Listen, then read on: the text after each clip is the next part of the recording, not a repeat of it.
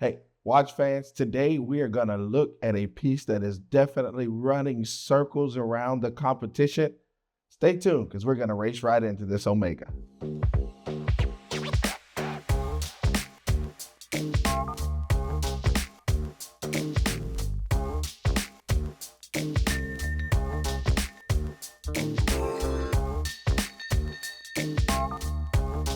Okay, watch fans, you know I am a huge horologist. I love horology. I believe that this is just something that is always fun. And I do believe in life you can replace anything but time. Time is exactly that. It's timeless. It's something that we can't control. And I feel like Omega is reaching again with their Greek letters to say, we're going to be the next step above and beyond. So just to kind of give you an idea of what I'm talking about in general, the big three, we've always kind of debated how you should actually form that. Now, with Geneva looked at the big three as far as the big three being financial. When we say that, then that would actually bring out, before the pandemic, Rolex, Omega, and Breitling. When the pandemic came, we all know that there were three brands that were really just going to step out and stand out, and we're going to take their place no matter what anyone else said, including Geneva. Switzerland could not control it. And that was that it was going to change the order, and you would actually have Patek Philippe or Patek, you would have Rolex, and you would have Audemars Piguet. Those were going to be the three names that were going to be synonymous with that time frame. And it was going to be a huge deal in life because the pandemic comes around, maybe every 100 years? Well, Omega said, no. You have to remember who we are. Don't ever forget that we may not be Alpha, the first, but we are definitely going to be Omega, the last. And they did it with this super racing Speedmaster. This piece is absolutely phenomenal. Every single thing about it is amazing. And yes, I do have to hype it up that bad because this watch is that good. So we know that we had the reintroduction of the actual bracelet, the change in the clasps, and that actually happened in 2019. That one came as a tribute in the 2019 Speedmaster, where it was reintroduced with the case and everything else. Gave a beautiful package to the watch itself. Well, guess what? We have some more pieces to pay homage to in this super racer. When we look at the different things, this one actually has a ceramic bezel with enamel. Yes, the yellow is going to be enamel. I even love how the independent second hand on this watch actually gives that bumblebee look. Yes, it is wrapped in that traditional yellow and black that you actually found on the Milgauss when they were introducing the 15,000 Gauss in 2013. That would be a huge deal. And guess what?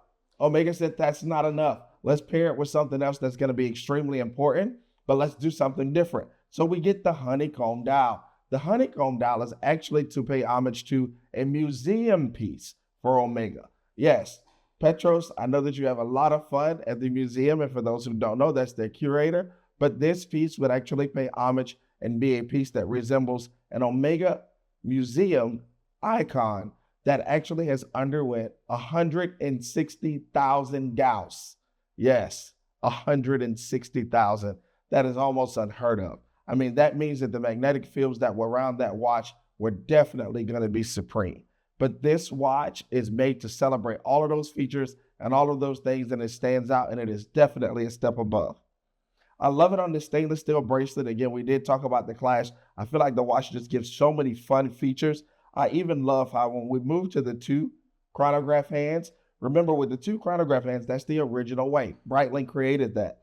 Well, when we move to those two hands, Omega said, you know what? Let's use one of those actual subdials and let's make that its own timer, but we can use a small hand to count the hours and a large hand to count the minutes. So as the second hand continues to sweep around the watch, guess what?